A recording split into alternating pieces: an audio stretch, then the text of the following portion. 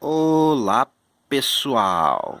Aqui quem fala é o engenheiro agrônomo André Futman, do canal Planta Sem Mistério e do blog Orquídea Sem Mistério.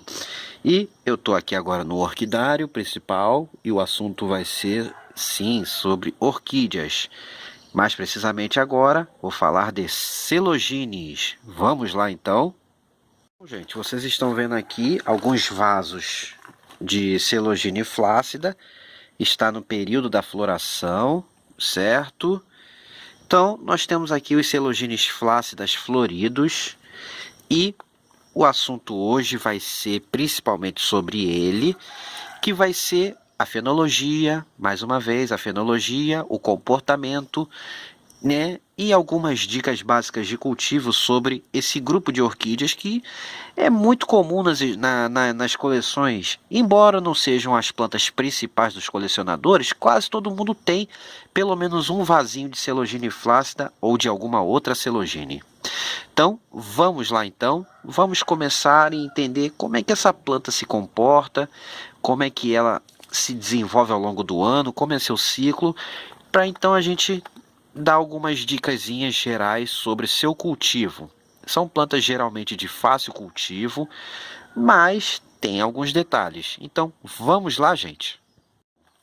Para começar, gente, o que eu vou falar agora aqui serve de base para a gente observar boa parte das celogines, mas claro, não para todas, porque muitas espécies de celogine possuem hábitos um pouco diferenciados, mas muitas têm uma certa semelhança em seu desenvolvimento. Então, eu vou dar prioridade a essas espécies que têm esse comportamento semelhante. Depois eu posso fazer para outras. E vamos começar então. Bom, eu estou aqui diante das celogines flácidas, vocês podem observar, ó, estão floridas, com cheiro muito forte, até um pouco desagradável, mas é uma planta muito bonitinha e quando o vaso está muito bem florido, elas fazem muito bonito nas exposições e nas coleções. E ela é da seguinte maneira: essas celogines são plantas que geralmente, no caso a flácida agora, a maçangiana, a cristata já está acabando a floração e outras assim que já estão acabando a floração também. Chega essa época agora, final de inverno, entre julho, agosto, setembro, essas celogines aqui que eu citei, fora outras, estão florescendo. Então nós estamos agora, final do inverno, entrando para o terço final do inverno, no período de floração de boa parte das celogines. A cristata floresce um pouco mais para o meio do inverno, início do inverno, junho, julho, geralmente. A flácida floresce agora, geralmente para agosto, setembro. Aí nós temos algumas outras que florescem um pouco mais para frente, mas geralmente elas ficam nessa faixa da grande maioria, entre o inverno e o início da primavera. Boa parte delas florescem nessa época. Então nós temos nesse período a floração de algumas das celogines. Então, agora elas estão florescendo e como vocês podem ver aqui, ó, não temos brotações novas, ó. Em nenhum vaso vocês estão vendo brotações novas. Então, esse período agora, elas estão apenas florescendo, certo? Posterior a isso, vai chegar agora o período da primavera, vai entrar, vai começar a esquentar, vai entrar aí para setembro, outubro, novembro. Boa parte dessas celogines vão entrar em um período de brotação. Mesmo aquelas celogines que floresceram mais adiantada, que tem a floração mais para o outono, como no caso aqui a ovalis, que é essa que vocês estão vendo aqui, ó, celogine ovalis. Vai chegar esse período agora, elas vão entrar em pleno período de brotação. Então elas vão brotar com um vigor absurdo. Elas vêm com muitas brotações, a maior parte delas. Agora, primavera e verão vão entrar em período de brotação e também, consequentemente, elas vão estar enraizando, certo? Depois desse período, vem aí a brotação, geralmente primavera e verão elas brotam. Muitas vezes, gente, elas brotam com um surto, com várias brotações de uma vez só, principalmente na primavera, onde vem o grosso das brotações, mas também pode acontecer brotações mais tardias, por volta do outono, né? Do início do outono, final do verão, início do outono. Podem acontecer algumas brotações também, principalmente para certas espécies, como a maçã giana, que às vezes brota em épocas diferentes, ok? E depois, nesse período, elas terminam a brotação, entram em maturação, os bulbos completam o desenvolvimento, aí elas passam um período sem brotações, geralmente antes do período da floração, né? Final do outono, início do inverno, e então, de repente, eis que surgem suas hastes florais, que em muitas das espécies elas crescem absurdamente rápida, como na flácida que vocês estão vendo aqui. É uma haste que, desde o seu surgimento até a abertura dos botões, leva menos de 2 semanas para ela crescer. Então ela tem um crescimento absurdamente rápido. A floração das celogines, gente, ela dura em média 2 semanas. Não é uma planta que tenha a floração muito durável, não. A floração tem uma duração relativamente curta. Elas são conhecidas pelos seus cheiros fortes, algumas bem agradável e outras bem forte, até desagradável, como no caso da flácida, que vocês estão vendo aqui. E esse período geralmente é inverno, início da primavera, como eu falei, e depois o ciclo se repete, ok? Algumas, como a ovalis, florescem no outono.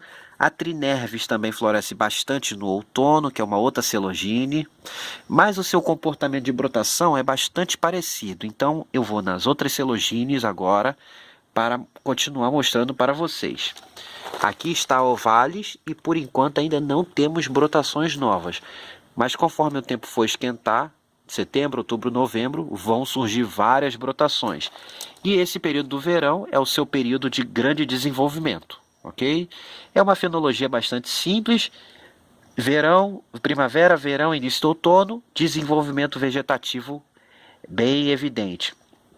Outono, inverno e início da primavera, floração e baixo desenvolvimento vegetativo para boa parte das espécies. E é basicamente isso o comportamento dela.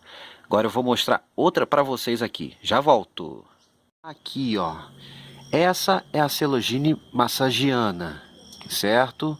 Que também tem um outro nome. Essa planta é uma planta de grande porte. Diferente da flácida, que tem um porte mediano, essa planta já tem um porte maior de sua folhagem. Ela cresce bastante. Seus bulbos são bem maiores, bem avantajados e não tem um cheiro desagradável. Ela floresce agora, mas às vezes ela floresce no outono também, essa planta. E vocês podem ver que ela já está iniciando a sua brotação da primavera, ó. Final de inverno já temos brotações crescendo, mas ela ainda vai botar mais brotações agora, principalmente para primavera e verão, e vai se desenvolver mais. Então, gente, essa foi a parte do comportamento da fenologia básica das celogines. Vou mostrar uma outra aqui, ó. Aqui eu tenho que entrar meio, tá tudo apertadinho. Deixa eu ver se eu consigo, ó, com muito cuidado. Essa que vocês estão vendo aqui com os bulbos bem gordos é a trinervis que eu falei, ó. Também já tem brotação se desenvolvendo também. Então, essa fase agora, final do inverno e primavera, muitas já estão começando a vir broto, principalmente aquelas que tiveram a floração mais adiantada. Como no caso a própria cristata também agora vai começar a brotar, gente. E esse é o comportamento. Agora dica de cultivo. Vamos lá? Cultivo, pessoal. Celogines, de modo geral, são plantas que ou são epífitas, têm um hábito de crescimento epífito, ou são consideradas terrestres. Muitas também são consideradas terrestres ou semiterrestres, melhor dizendo, que vegetam naquela camada de material em decomposição. E tanto as epífitas quanto as semiterrestres são plantas que apreciam, diferente de muitas orquídeas como catileias de modo geral, phalaenopsis, catacetos, elas apreciam substratos envelhecidos e mais ácidos. Isso mesmo, gente. As celogines gostam de substratos mais velhos e mais ácidos, que retenham mais umidade. Elas possuem raízes finas, são plantas que o enraizamento é bem fininho. A gente não vai nem conseguir ver aqui nesse vaso o seu enraizamento. Mas ela está no substrato velho. E isso que é o legal da celogine. Quanto mais velho o substrato, melhor elas ficam. Mas não deve se usar terra. E claro que vai chegar uma hora que vai ter um limite, mas mesmo ela tendo um limite, demora muito tempo. Então você vê vasos extremamente antigos de celogine em substratos velhíssimos, em que geralmente os donos simplesmente só completam com o substrato sem mexer na planta, apenas passam para o vaso maior e completam. E elas se dão muito bem com esse tipo de plantio, porque elas apreciam esse tipo de substrato, assim como os bulbofilos também. Então vocês podem ver, celogine, dendróquilo, bulbofilo apreciam isso. É uma característica e elas gostam de substratos que sejam mais úmidos e também gostam de ambientes bem úmidos. Celogine são próprias para ambientes com muita umidade relativa do ar, ventilação moderada. Geralmente a luminosidade não deve ser muito intensa, mas claro, não pode ser escuro demais, então uma luminosidade moderada, digamos assim, o sombrite entre 70% a 75%, né? Quando você tem um orquidário em local bem ensolarado, e locais mais abrigados do orquidário. Geralmente é o que elas gostam. E existem também, gente, celogines que são para clima intermediário, clima frio e clima quente. Vamos a alguns exemplos então agora. Eu estou aqui mostrando essa maçã giana. Essa é uma planta que se dá bem desde o clima um pouco mais quente até um clima um pouco mais frio. Mas nós temos também a Celogine cristata, que eu não tenho nenhum exemplar aqui, mas ela é uma planta que não se dá bem no clima quente. Ela é uma planta mais indicada para clima frio. Por quê? Ela precisa desse frio para florescer bem. Ela precisa de um clima frio para florescer. Então, as celogines cristatas não são recomendadas para quem tem clima quente, gente.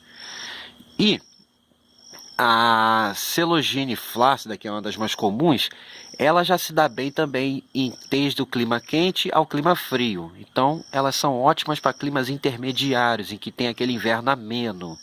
Certo, gente? É uma planta também de fácil cultivo. E o que mais que eu posso falar sobre celogine, gente? Outra característica interessante que é muito comum vocês verem nas celogines é as folhas manchadas na parte de baixo. Mas vocês veem mesmo com essas manchas as celogines muito saudáveis. As celogines são muito sensíveis a ácaros e provavelmente deve ter algum outro fator, como alguma virose que elas tenham, mas que não passa para outras plantas e que não prejudica o desenvolvimento da planta. Tanto que vocês veem normalmente essas lesões nas celogines e veem também um desenvolvimento super bonito nelas, mesmo com isso aqui, floração normal, tudo normal. Então não é algo muito importante nas celogines. Mas claro, se vocês notarem presença de ácaro, é preciso fazer o controle, ok? Assim como outras doenças também. Então, agora eu vou voltar lá para o celogine flácida para finalizar o vídeo, gente. Já volto. Então, estou aqui novamente na celogine flácida. Está no lugar mais baixo, mais úmido do orquidário, mais sombreado. Mas eu vou fazer a mudança dela para o outro local, em breve, para ter mais espaço, para elas terem mais espaço para se desenvolver melhor. Então o que acontece é o seguinte, gente, finalizando, dica de replante. Toda vez que a gente vai fazer uma divisão de um celogine e um replante para doar muda para alguém, alguma coisa, ela geralmente dá uma boa sentida. É normal o celogine dar sentida. E elas demoram um pouco para recuperar. Então, sempre quando você replanta um celogine, ela geralmente dá um atraso de 1 a 2 anos até pegar o ritmo de novo e começar a se desenvolver bem. Geralmente é o tempo que o substrato também já está envelhecendo e acumulando mais umidade. E a dica, gente, é o seguinte: quando vocês forem mexer com celogine, replantar, enfim, procurem sempre dar um ambiente com muita umidade para ela no pós-replante. Mantenha ambiente úmido com luminosidade moderada e não deixe faltar umidade, pois ela pode desidratar e vir a definhar. Em relação ao substrato, o que vocês podem usar para o seu celogene? Podem usar mistura com brita número 0. Por elas terem raízes finas, vocês podem usar a mistura de brita número 0 com casca de pinos, também um pouco de tamanho menor, mais reduzido. Podem misturar um pouquinho de esfagno no substrato, bem misturadinhos, os fiapos de esfagno. Podem misturar um carvãozinho também nesse substrato. Em vez do pino, se quiser usar macadâmia, também pode. Tudo bem misturadinho, de modo a ficar um substrato fino e que retenha mais umidade. É isso que os celogênios gostam. Eles, os dendróquilos, os bubofilos, gostam desse tipo de material. E quanto mais velho vai ficando o substrato, mais bonita a sua planta vai ficando, gente. Em relação à adubação, a adubação segue o mesmo que a gente usa para outras orquídeas. E uma coisa interessante, principalmente para cristata, mas serve para outros celogênios também, como a flácida, a massagiana, tudo, mas é uma dica mais para cristata, é o seguinte: no período de desenvolvimento, primavera-verão, quando ela está brotando, ela precisa de muita umidade mesmo, o substrato tem que ser mantido sempre úmido, né? Quando ele estiver quase seco, tem que molhar. Claro, não pode estar encharcado, mas tem que estar sempre úmido o substrato. Então, na primavera-verão, vocês podem dar uma luminosidade um pouco menor para ela, né? Luminosidade moderada, né? E muita umidade ambiente. E quando chega o período de outono e inverno, maio para junho, antes da floração, período que ela já está madura, com os bulbos maduros, pronta para florescer, nesse período vocês podem dar um pouquinho mais de claridade. Um pouquinho mais de claridade não é botar no sol, é apenas dar um pouquinho mais de claridade para ela e deixar o substrato dar uma secadinha de leve entre uma rega e outra. Dá quase seco, aí vocês molham novamente, gente. Isso ajuda bastante na floração das celogines da cristata, mas também serve para outras como a flácida, a massagiana e algumas outras, ok? E é isso, gente. Em relação às espécies, para ter algo mais específico, a recomendação é que cada um que tenha suas espécies observe bem o comportamento delas, para vocês ajustarem esse comportamento geral à sua realidade e assim vocês terem base para um melhor manejo da sua planta. E período de replantar nossas celogines? Melhor época geralmente é final do inverno, início da primavera, quando as plantas estão entrando em atividade. Ok? De brotação. A recuperação tende a ser mais rápida. Mas a gente consegue se replantar celogene quase o ano inteiro. E é isso que eu tinha para falar de celogene hoje, pessoal. Então, novamente aqui, mostrando a flácida florida. Espero que tenham gostado. E se sim, deem um joinha no vídeo. E até a próxima em Plantas e Orquídeas Sem Mistério, gente. Forte abraço a todos. E agora eu fui com esse cheiro forte da flácida aqui. Tchau, tchau, gente. Deem um joinha e se inscrevam no canal. Agora fui!